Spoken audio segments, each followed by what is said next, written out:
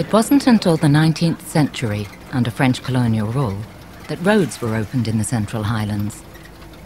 With the French came rubber plantations and the corvée, or forced labor, of Montagnards. The South Vietnamese moved into what is now known as Vietnam out of mainland China a few hundred years ago. They mostly settled in the lowland areas, but eventually they coveted what the Montagnards had in the Central Highlands, and they began to move into the Central Highlands, taking property and generally messing with the Montagnards. There's been a lifelong antagonism that's existed for hundreds of years now between the Montagnards and the Vietnamese, both north and south. They don't like each other. The Montagnards do in fact like the Americans. They like the French before us, but they don't like the people that they have to live with, the Vietnamese. You might liken the Montagnards and the relationship that they have with the Vietnamese to what the Americans had with the American Indians in the last century.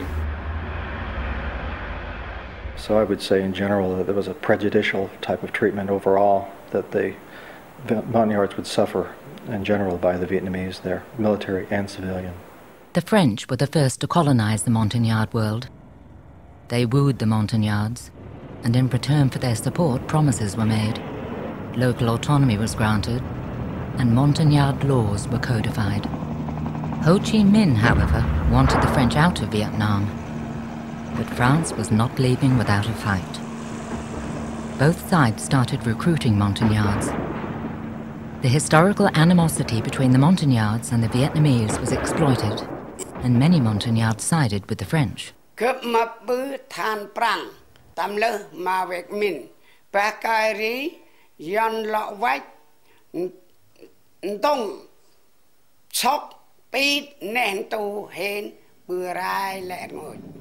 war between the French and Viet Minh ended with the defeat of the French at a remote northern outpost called Dien Bien Phu. In 1954, the Geneva Conference ended the war and saw vast regions of land ceded to two new nations, North and South Vietnam. While the Central Highlands had never known Vietnamese rule, the ancient Montagnard world was handed over to the oppressive South Vietnamese regime.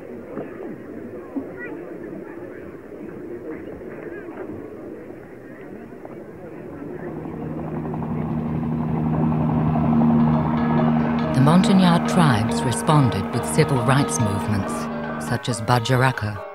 Bajaraka was the first movement of Dega people. I would say began in 1956, when French turned over the government to Vietnam, and the Vietnamese start to annex the highland, Dega land, take all this good land and move all our village to the place that very hard to farming. Their traditional cultural practices and farming methods were banned, as were their legal systems and the use and teaching of their languages. The Montagnards watched helplessly as they were forced from their ancestral villages. South Vietnam began the controversial Strategic Hamlet program, where villages were forcibly removed to fortified camps to prevent increasing Viet Cong influence. Widely criticized, the relocations resulted in atrocities, as occurred in the village of Play Bac in 1963. In my village, the South Vietnamese government killed 65 of my people. My father was one of the civil rights leader of the Dega people. For this, he was in jail for many years. The first one is from 1958 until 1962, and they released him from the prison. In 1965, they put him in prison again until 1969. And when the communists took over South Vietnam, they killed him in 1976. And I also have many uncles and older cousins that either been killed by the Vietnamese government or in prison. Now, one of my uncle, because of his highly educated by the French, and he's a very intellectual person, and also because of his involved in Christian, because he was director of Bible school, when the communists took over in 1975, they put him in jail for many, many years.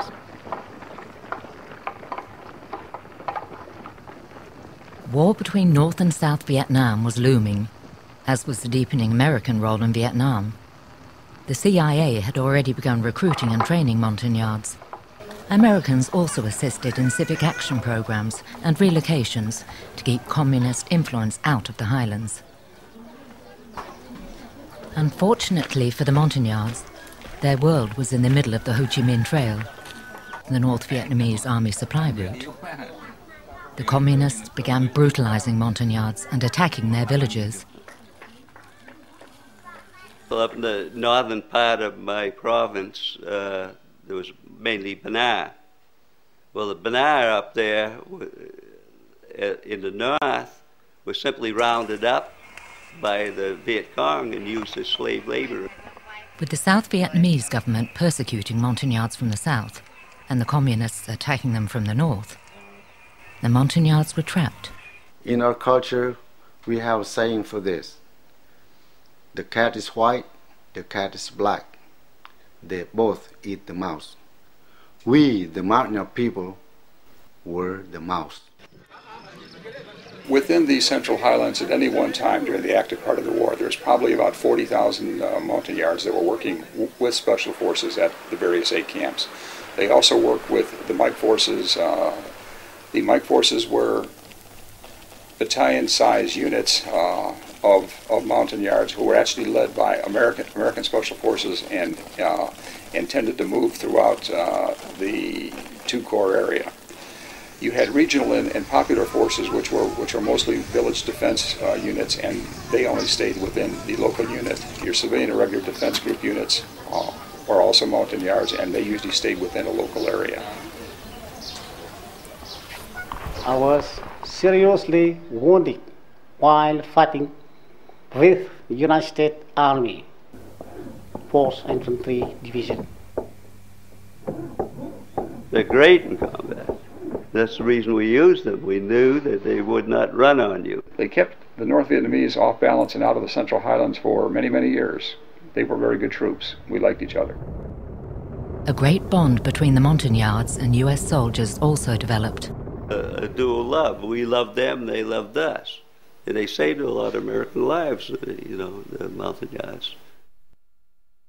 Most of the time that when I was in Vietnam, I worked for the U.S. Special Forces. I worked for Mike Force, I worked in the CIDG camp, but I travel a lot. While working for them, I also working for my people. Kok Saw was sent to the United States for military training.